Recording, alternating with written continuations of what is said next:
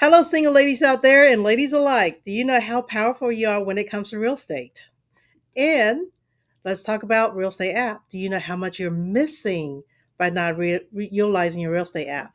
Oh, well, I tell you, Realtor.com as well as Zillow really understands that. Oh, absolutely. Yeah, we're also going to go through market trends, what's really happening with buyers, sellers in our market, also migration, all that. Mhm. So this is the Real Estate Backstory. We do this every week. We kind of go over the comings, the goings, what's happening in the real estate market. My name is Alan Richardson. I'm the managing broker here.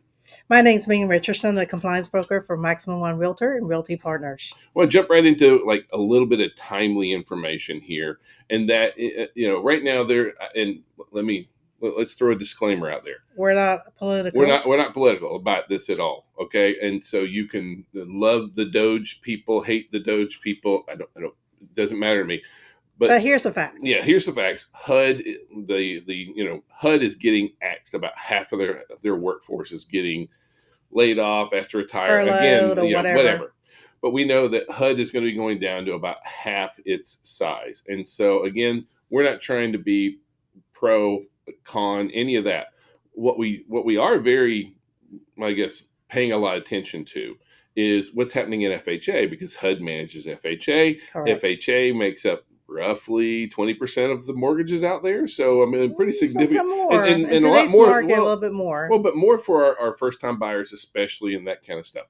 So to say that what's happening at HUD doesn't impact us, it absolutely does. Now, here's the good news: they're not looking at any impacts to FHA. FHA is, even though HUD itself is being On trimmed the down. loan process, but they may be trimming down on the compliance and a couple other Yeah. things in the back end Well, administrative. all things that are going to be in HUD. HUD is actually a really, really large government agency. FHA is a piece of that. Mhm. FHA isn't being Trimmed impacted down. right now. They're not, and so at least that's the plans for right now. So we just want to kind of throw that out there that's not really a thing to be looking at, because FHA is a big piece of our market. Or to be fret about, because we all hear news all the time. So we just want to give you the facts. Yeah. Now, speaking of mortgages, right? We've been through, I mean, like for the last 6 weeks now, we're seeing not big decreases, but we're still seeing where mortgage rates are continuing to ease a little bit and a little bit. And again, interest rates came down again this past week. So I think we're going on like 5 or 6 weeks where interest rates are starting to soften. They're not softening to the point to where we really want them necessarily to be, but they are moving in the right direction, right? Correct. How positive is that? It's great. Now, one of the things that's going on as far as things that are impacting our market right now is that here in Georgia, we are still seeing very good, positive net growth in the state of Georgia. And it's actually, if you look at the top states that have a positive growth in population, Georgia comes in at about number 8 on total growth in our population. So we're coming in somewhere around 116,000 more people this year versus last year, kind of thing. And so that's actually a good thing. Now, we broke that down a little bit farther and to say, okay, where's this positive flow coming from? Well, here's the good part. We have a lot of folks are coming in from domestic migration, right? But we actually have more people having babies. Yeah. Like we making babies and we staying in Georgia. So that's a really good thing, because we have a lot of states in the United States where their populations are getting smaller. Yes. And I know that, whether you're talking about foreign migration, domestic migration, again, not a political thing. It's just a matter of more people, more houses. And so this is a good sign for the state of Georgia, is that, we do have more people moving here from out of state. We have more people moving here from other countries. We also have more people here making babies. Yeah. So, and this is a really good thing for us, because at all that, when you take that together with, there's a new stat out that more people are planning on buying a home this year than for the last 5 years. Right. I mean, in the past, when just generally polling Americans, that kind of stuff, how many folks are looking to buy this next year? It hovers around 10%, roughly, right around 10%. And so when they did the poll this year, it's around 15, which is a good thing. I mean, it's almost a 50% increase in the number of people who are looking to buy. And honestly, we're seeing those same kind of numbers at the brokerage, as far as like, we're seeing a lot more activity kind of going on going inside the through. marketplace right now, and kind of what's really happening out I there? mean, we have a very soft December. Let's not kid ourselves. It may be a little bit soft January, but what we're seeing, You know, real estate is 30 days typically. It takes about 30 days to 60 to come, 90, yeah, yeah, yeah, yeah. come to closing. So we're seeing that positive trend right now. Well, but it's not when we say that buyers are that we have more buyers. Let's talk about like a specific segment of the buyers, because right now, overall, if you look at married people take up a big piece of the buyers. Roughly 50%. 60% of buyers are married couples, right? But single women make up 20% of all the buyers. I mean, we're talking about a fifth of our market is um, contained, but I mean, by single female buyers. That's There a you go, single ladies. well, and it's not just there. If you look, actually, if you break it down a little bit farther and say, okay, what about first time buyers? 24% of first time buyers are single women, right? And so, what we want to point out is that we know a lot of folks that they structure their real estate business. And let me, Well, let's make sure no, we're talking about they fair have a housing here. niche. Yeah, they But have a niche as far as yeah, they go through, and the sphere influence are of that yeah, niche. we're Not not, necessarily that's what they're targeting, but yeah. that's just their niche. Right, and I guess what we're saying is we're not trying to do any kind of discrimination thing. That's not, it's not about anything to do with fair These are housing. just data But collections. these are data points, but also like this is a buyer group that has a specific set of needs, and we know that they make up 20% of our buyers are women, 25, almost a quarter of our first time buyers are single women. We need to make sure that if you want to do a really good job, make sure you understand who are What your market clients, you're right? in, correct. And so like I'm all about, I think that we ought to be able to empower and channel our inner Beyonce, right? Like, hey ladies, single women, that kind of stuff. Like I want to empower single women because they're a pretty significant force in the real estate market, right?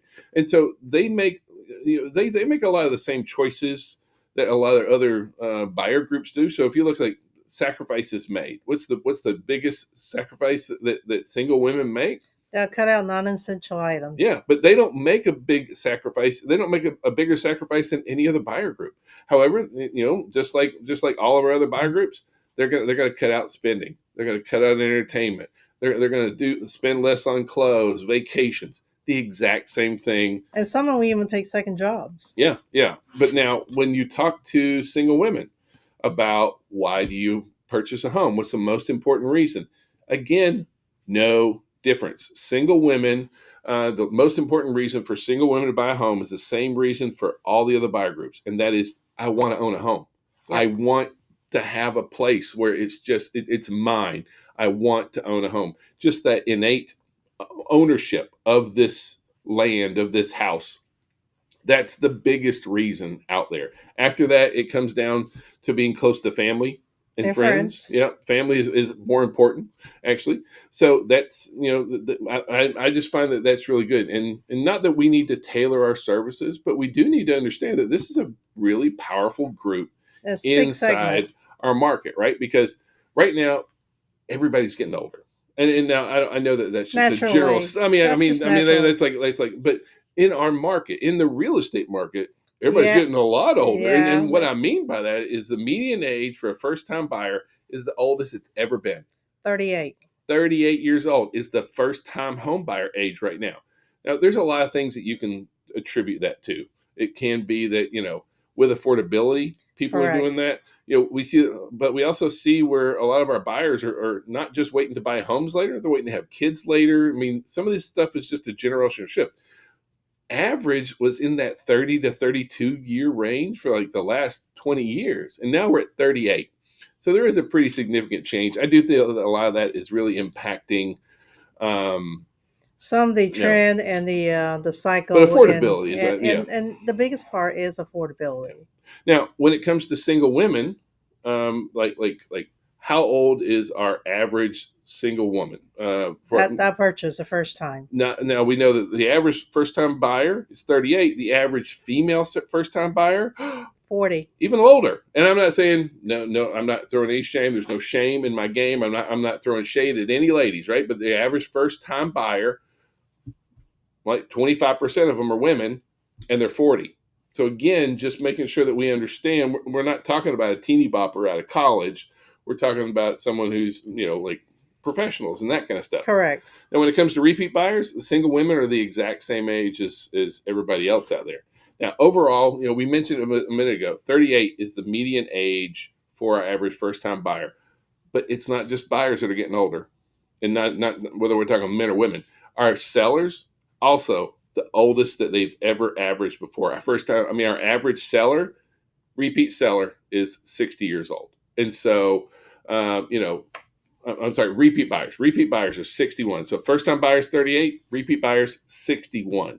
And And so, on the average, all buyers is around about 56, which is interesting. I mean, well, once again, I think this has to shift a trend where the shift in the last couple of years with the interest rate, mhm, a lot of people are just waiting on that interest rate to drop. And so therefore they're now feeling like it's not going to drop. This yeah. is probably as good as it's going to get. And I can wait another year and pay someone else's Mhm. mortgage, or I can go ahead and start building wealth within myself. They don't pay too much attention to the median Yep. age because buyers are fall into two categories. They're either a first time buyer or they're a Or repeat repeat buyer. So, or move up. say that there's something in the middle. That's not really a data point that carries much weight with me. Our buyers are either 38 or 61 on average. And so making sure that you are tailoring your buyer presentations for 38 or 61, And those kind and of for those things. that are older buyers, I will tell you they have their home for a long time, and while they understand the process the first time, but there's a lot that has changed since then. So it is well worth spending some time with them and go over the buyer consultation as well as seller consultation if they're doing a move down or move up.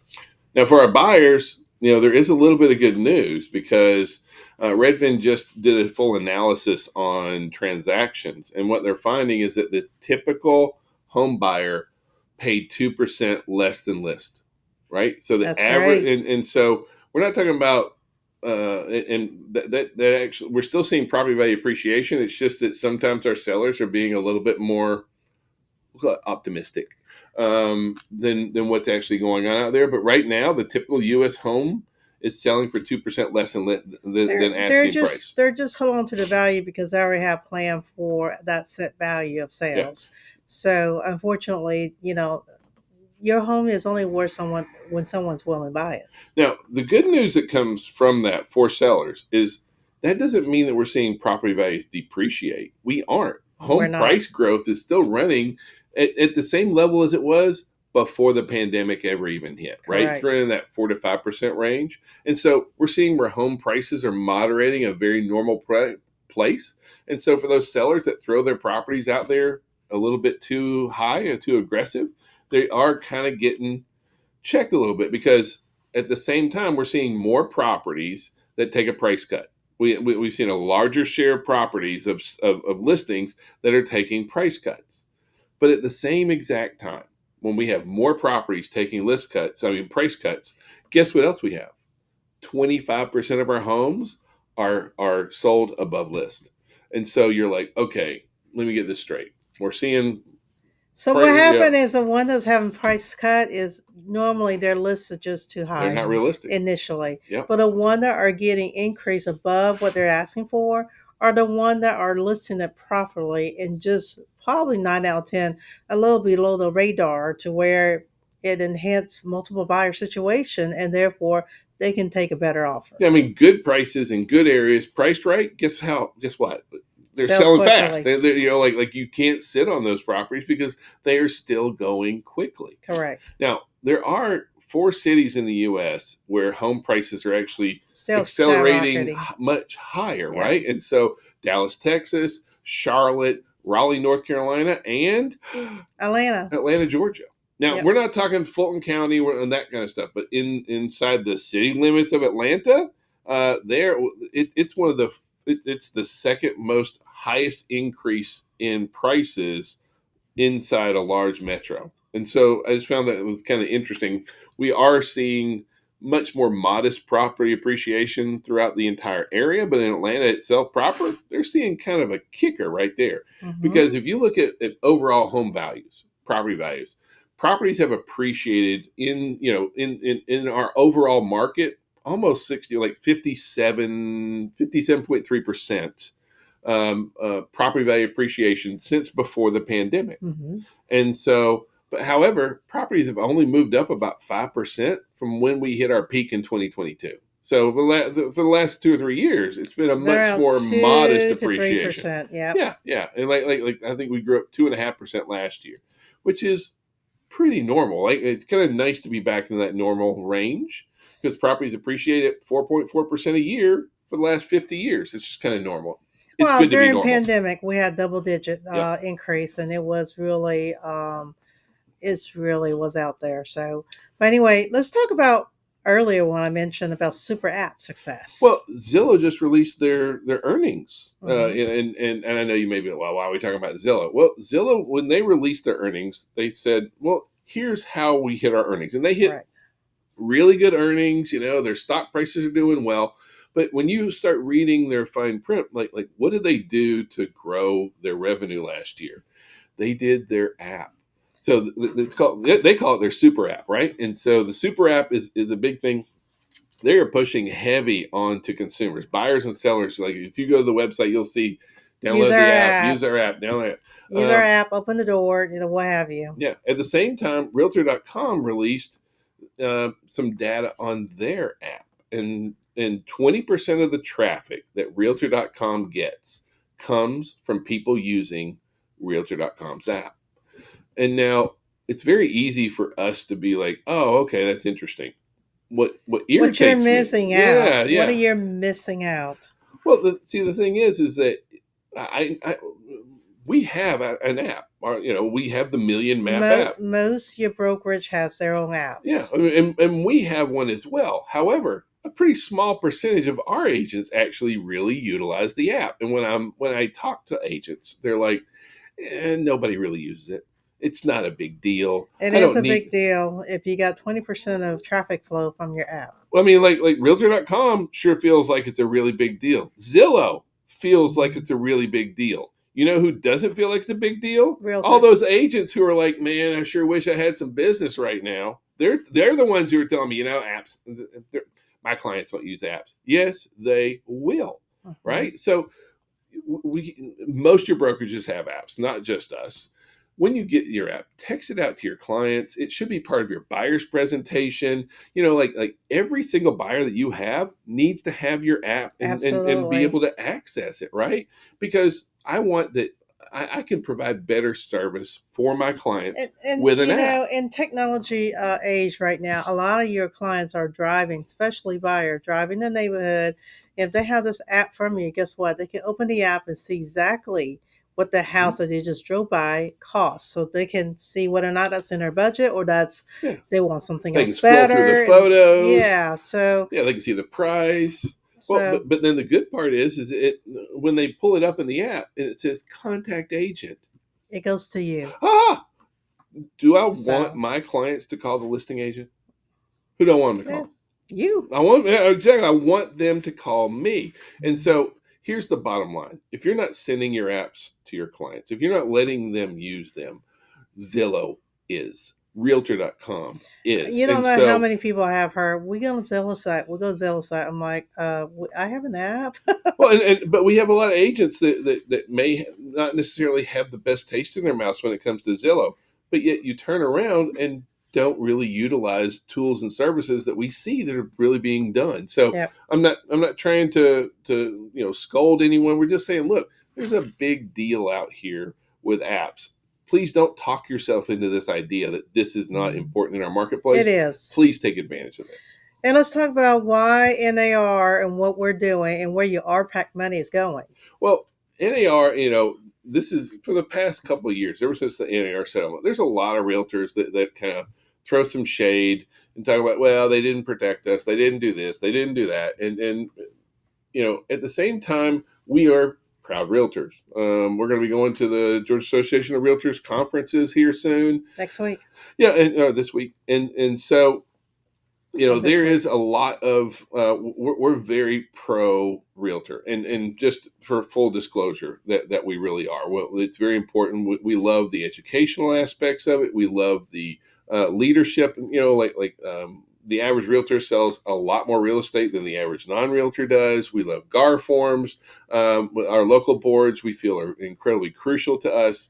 But one other thing that was released that we think is also a very important thing is that NAR spent more money lobbying than any other group. And now there's some people that says, well, but I don't necessarily agree with what NAR does always. I don't either. Yeah, you're not gonna be 100%, but yeah, at the end of the day, bottom line is they're gonna protect your business and your industry and also your client, and that's the key.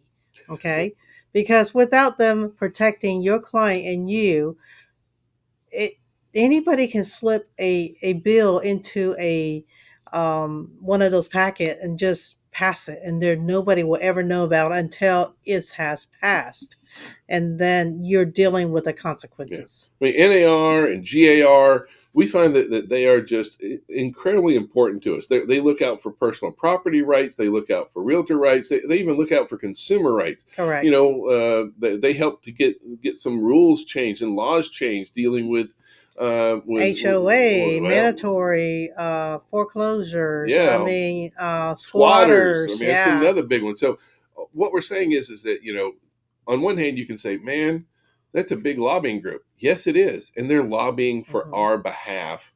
I know so many different groups would love to have as strong a lobby as we do. The Georgia Association of Realtors is going to be doing Day of the Dome this week, and there's going to be hundreds of Please show up realtors with Chevrolet that and that be are proud. that are going to be talking with state legislators, and then there's the same thing that happens on the federal level and even on the local level. Like, this is a big deal, and so some folks will look at it and be like, well, that's a negative. No, this helps us. It helps to keep us like what's really important out there, and so I Correct. don't really look at that as a negative at all. Now, actually, once again, when you have an organization that protects you, it just protects you and your industry and your client. Mhm. It's all for your benefit, and that's what our pack is for. Yep. So, if you want to get more real estate tips, ideas, and tricks, please by watching one of our mastermind below, or catch any of our live CE training at www.mx, the number one, training.com. Have a great week. Thank you. Have a great day. Bye bye.